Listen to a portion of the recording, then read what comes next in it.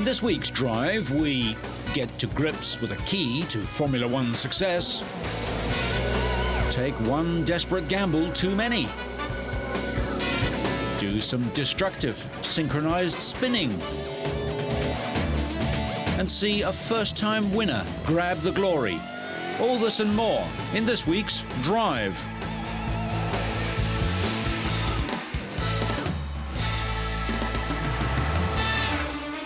We start this week with a look at what keeps Formula One safe when things go wrong out on the track. To win, drivers need to take calculated risks, and knowing that the car they're driving is as safe as possible adds to their peace of mind.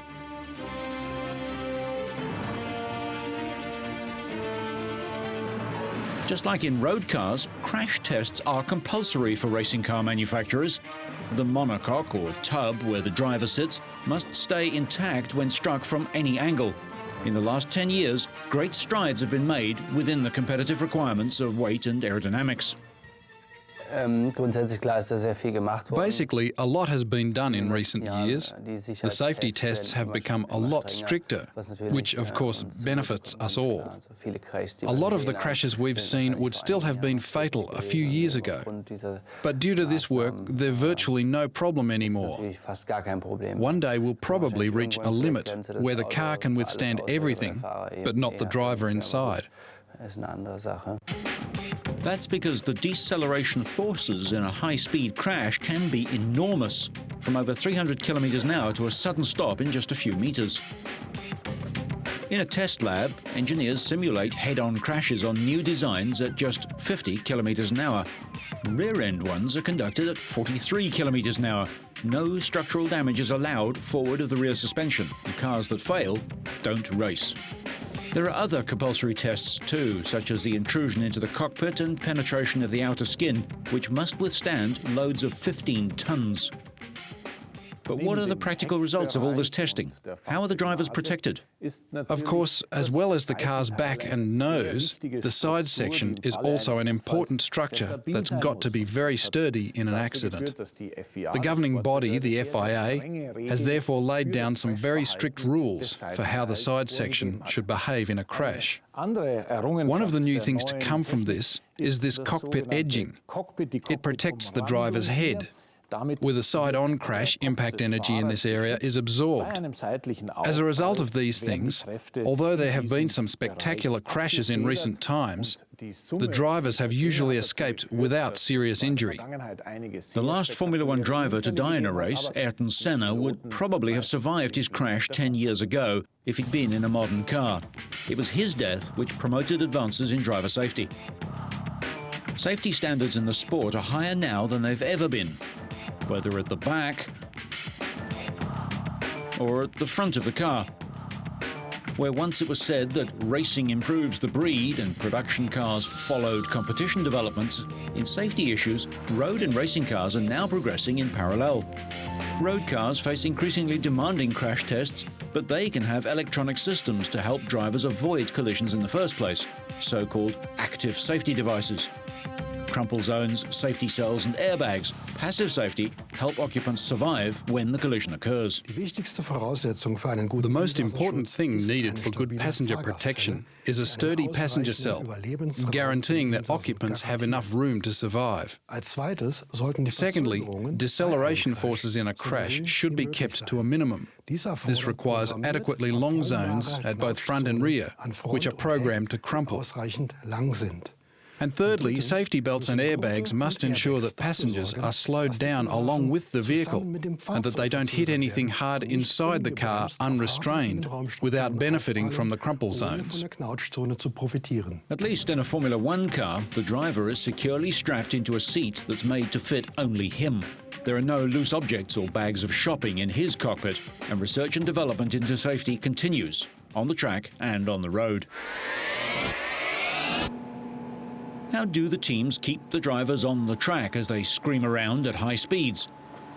Behind each of the 20 cars on the grid is a small army of technicians and engineers, all working towards beating the other 19. Since Barcelona 3 years ago to the current race of Barcelona, we changed several parts of the electronic system. And in particular, we developed a lot some of the function like the traction control, the gear shift, the differential, in order to improve the performance of the car inside the regulation. Of course, the driver has an help in this kind of development, because a better traction control, for example, means that the driver can be more confident that the car stay on the circuit as he like, in particular in a heavy condition like rain or with not a lot of grip. The other thing is the steering wheel, that of course is useful for the drivers not only to drive the car but also to tune all this kind of device, and this is a big help for him. Ferrari did something unusual at Barcelona. Rubens Barrichello started the race with much more fuel on board than teammate Michael Schumacher, and only stopped twice to his 3 pit stops. In qualifying, Michael grabbed pole position, but Rubens was heavy and down in 5th. They ended the race 1st and 2nd, despite their different strategies. Even in testing, the team ran cars at different tracks to get as much data as possible, but Rubens did get 2 days off for his wife Silvana's birthday. So far, it's all going according to plan. Michael has a 100% hit rate, but Jenson Button's impressive run of podiums dropped a lap behind in Barcelona, although he stays 3rd.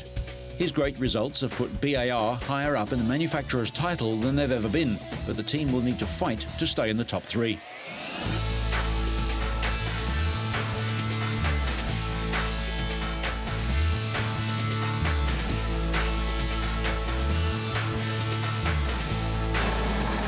The Estoril circuit outside Lisbon in Portugal hosted the second round of the 2004 DTM Championships. Audi's Matthias Ekstrom made a perfect start from pole position to lead Britain's Gary Paffett. Tom Christensen passed Opel's Timo Scheider for 3rd at the first corner, but was shuffled wide on the exit and dropped to 5th, behind Dutchman Christian Albers. In the middle of the field, a great duel was taking place between ex-Formula One drivers Heinz-Harald Frentzen and Jean Alesi. Neither would give way, but kept it clean, and Frentzen kept pulling the short straw. At the front of the pack, another battle was raging between Paffett and Ekstrom. But while they were worrying about each other, Christian Albers ambushed both of them, lunging to the outside and braking on the clean part of the track. Paffett and Ekstrom continued their bumper-to-bumper battle, despite pit stops, for 2nd and 3rd place.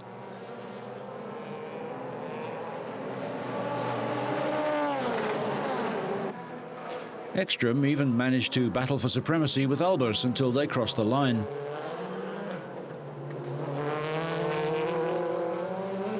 Further back, Frentzen continued to lose the battle with Alesi, but in only his 2nd DTM race managed to finish 12th. Alesi came 7th. At the front, Albers took the victory, but it wasn't until the checkered flag that he realized that he had the edge on Ekstrom.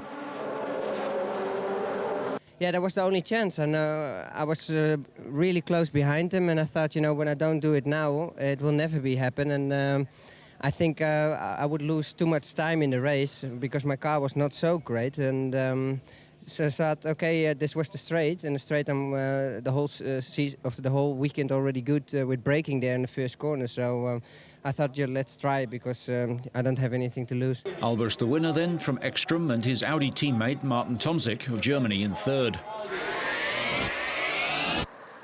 Fabrizio Del Monte started the first European F3000 race of the season from pole position at the Brno track. The Italian made a fast start and was seconds ahead of the field by the first corner. He was pulling away from Nicky Pastorelli of the Netherlands and Norbert Seidler of Austria when the safety car came out. Thai driver Tor Graves had spun off into the gravel on lap 3, and Marshals had to move his car. With the safety car on the track, the field bunched up again behind the runaway leader. At the rolling restart, Del Monte still led, but Pastorelli was closer to the leader, with Seidler trying to get by.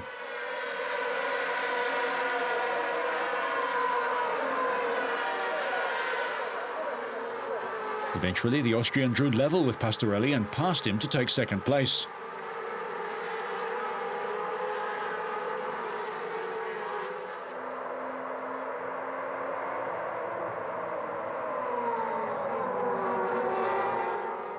Cristiano Rocca found a way past Sven Heidfeld, younger brother of Jordan Formula One driver Nick Heidfeld. The younger Heidfeld would eventually finish 8th.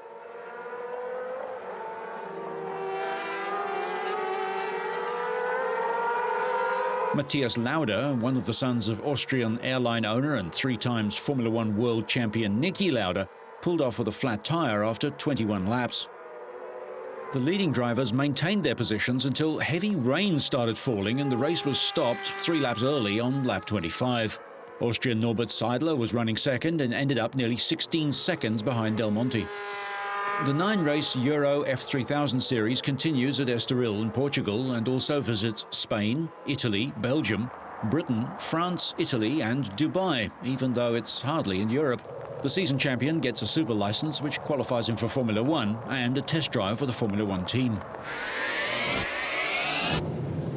In the Battle of the Tin Tops, the BMW versus Alfa Romeo struggle continued at the 3rd round of the Euro Touring Car Series at Magny-Cours in France.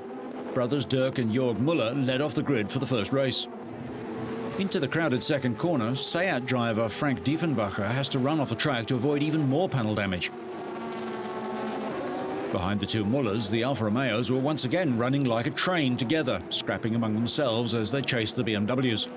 However, Antonio Garcia's BMW managed to split them in the closing laps of the race. 22-year-old Frank Diefenbacher was on the comeback trail, battling and failing to get his battle-scarred Seat Toledo past Garcia.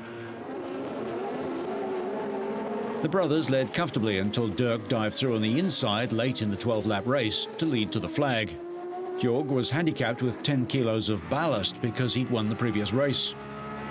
Farfus finished 3rd, Garcia 4th, and the squabbling Gabriele Tarquini and Fabrizio Giovanardi, both of them carrying 40 kilos of ballast, came 5th and 6th. In the second race, according to the rules, the first 8 finishers lined up in reverse order in the grid, so it was Andy Priault's BMW, after finishing 8th in the first race, that led into the first corner. Jordi Genet in a Seat was second, but didn't stay there for long. Tarquini tried to push through and took out Dirk Müller and Garcia. Tarquini continued, Müller was delayed and Garcia retired. Priaulт led from Tarquini, Augusto Farfus and Fabrizio Giovanardi in the Alphas with Jörg Müller's BMW behind. After closing the gap steadily, Müller managed to outwit Giovanardi into outbraking himself in the closing laps and grabbed 4th place. However, the German nearly fooled himself on the final lap when he ran off the track, but managed to return without losing a place and follow the leaders home: Andy Priault, Gabriele Tarquini and Augusto Farfus. Tarquini leads the championship with 40 points from Jörg Müller on 35 and Dirk Müller on 34. BMW leads the manufacturers' table by 2 points with 80 to Alfa Romeo's 78. It was a blisteringly hot day in Southern California for the start of race 10 out of 36. First-timer Casey Kane set pole position at nearly 187 miles an hour. Early in the race, on lap 23, Stanton Barrett caused the first caution period of the event when he lost control of his car and hit the outside wall head-on. On the 58th lap, Kurt Busch also hit the outside wall, and as he slid back down across the track, Rusty Wallace slammed into him. The collision badly damaged Wallace's car. The replay from the camera inside Wallace's car showed that inexplicably the experienced driver didn't lift off. He just drove straight in. Jeff Green's race was over when his engine let go on lap 148, and the heat would foil many plans as fuel consumption soared. Green had qualified 3rd fastest, less than 0.2 of a second off Kane's pace. Former champ Jeff Gordon took the lead late in the race, relegating Casey Kane. Just 2 laps from the finish, several drivers, including Kane, Bobby Labonte and Jeremy Mayfield, had to dive into the pits for a splash of fuel to reach the line. A week after beating favourite Dale Earnhardt at Talladega, Gordon claimed his 3rd win in 8 tries on the 2-mile Fontana Oval and is the only NASCAR driver with more than 1 win there. It was the 66th victory of Gordon's career and the 13th time he's won back-to-back races. Gordon beat Jimmy Johnson's car across the line by nearly 13 seconds, about a third of a lap. Same sort of cars, but on the other side of the Atlantic, the Days of Thunder season got underway in spectacular fashion with the first of several crashes taking place almost before the first lap had been completed. Rob Speake, the fastest man in the warm-up session, was involved in a four-car incident that featured synchronized spinning and ruined any chance of a win. Ollie Payne and John Mickle came together on lap 54, pitching both drivers into the wall and collecting Ireland's Malcolm Clean in the process.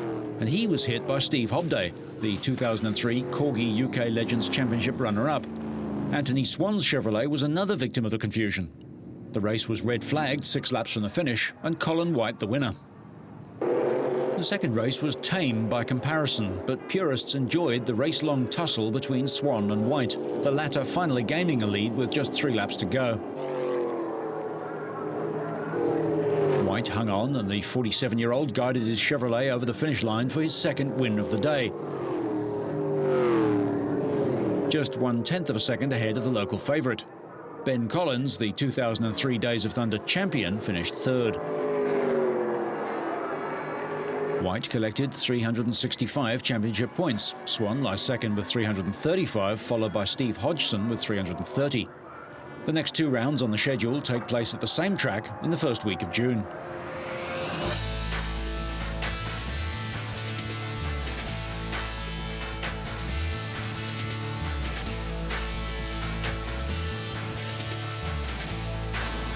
This, the Midland Hotel, is significant in that 2 famous names in motoring first met here just over 100 years ago. The Honourable Charles Rolls met Mr. Henry Royce, and so was born the best motor car in the world, Rolls-Royce. Royce, seen here in his early 10-horsepower car, ran a successful electrical engineering business before meeting Rolls, who was a keen aviator, starting off in a hot air balloon before taking the controls of a Wright Flyer aircraft, in which he was killed in 1910. They met on May 4th, 1904, and the company was formed 2 years later. The 4050 6-cylinder car became famous as the Silver Ghost, and this same car is a priceless part of motoring history. Around the world, more than 60% of all the Rolls-Royces ever built are still running, and they've been the stars of motoring gatherings from the earliest days. During the 1920s, the English works built powerful supercharged engines which were used to set world records on land, water and in the air, by heroes like Sir Malcolm Campbell and Sir Henry Seagrave. The engines powered the Supermarines, which won the Schneider Seaplane Trophy in 1927, 29 and 1931. The race saw speeds rise from 150 miles an hour in 1918 to over 400 miles an hour in 1931, and gave birth to the Spitfire. Rolls-Royce Merlin engines powered the nimble aircraft which fought and ultimately won the Battle of Britain in the skies of 1940.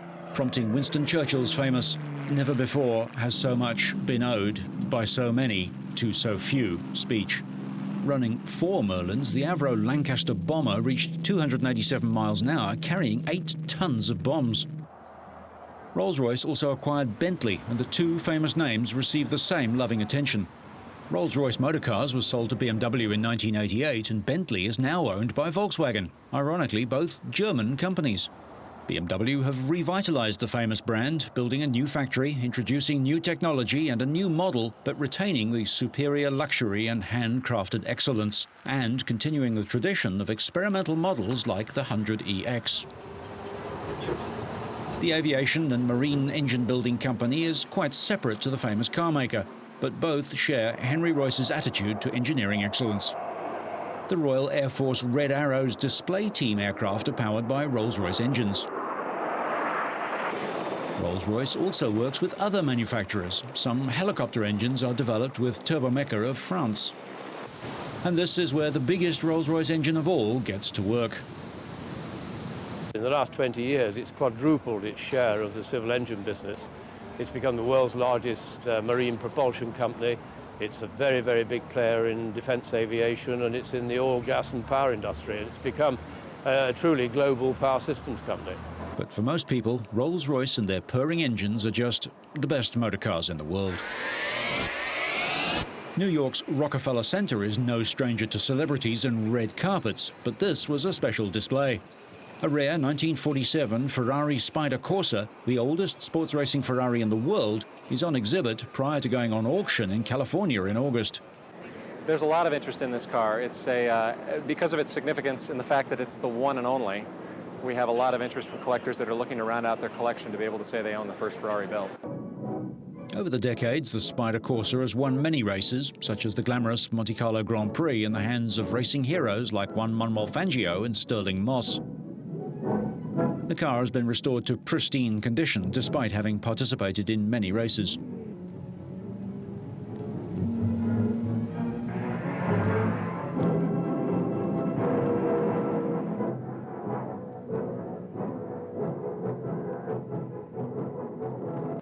A bullet with fenders, yeah, that's a great description. You know, this car was capable of 125 miles an hour in its day, and when you think of 1947 and some of the interesting designs that were on the road, this car was quite revolutionary in its concept and design. A lot of styling cues from the aviation world carried into this car.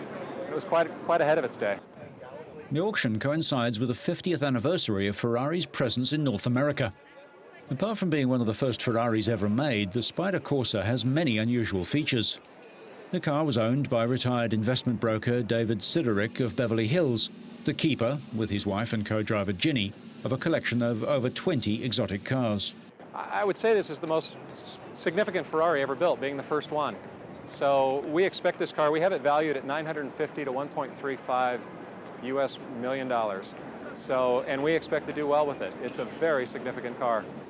Other rare and historic examples of the marque include the very first Ferrari 250 GTO to go to America, driven in the 1962 Sebring 12-hour race by Hill and Gendebien, finishing second overall.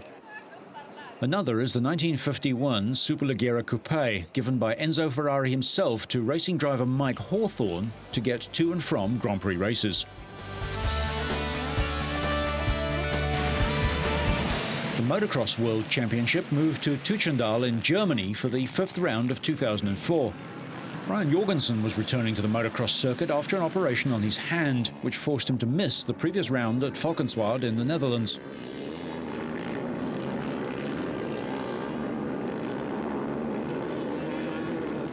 In the first of the MX1 races on Saturday, the Dane swept into the lead on his Honda on the first lap and held his advantage from then onwards to secure the first Grand Prix win of his career.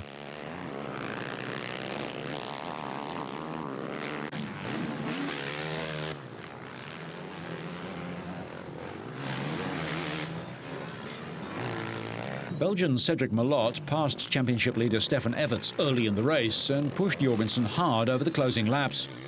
Jorgensen held on to win, though, just under 4.5 seconds in front of Malot. Everts was third, a further 5.5 seconds back.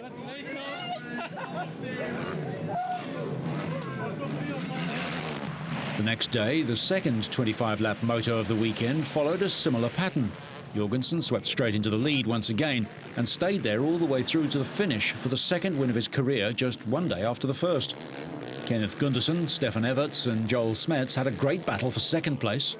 Everts edged it and was less than half a second behind Jorgensen at the finish. Smets was third after Gunderson crashed on the 17th lap.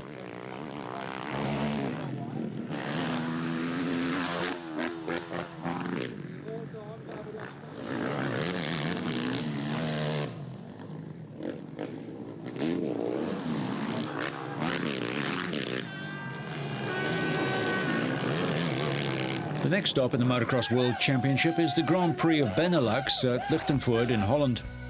Multiple world champion Everts still leads the overall standings, 30 points clear of Yamaha teammate Malot, and the Honda team slipped behind Ramon's KTM. So, whether you're testing the ultimate racer, leading the pack, or driving a priceless classic, so you stay on track and up to speed, make sure you catch next week's Drive.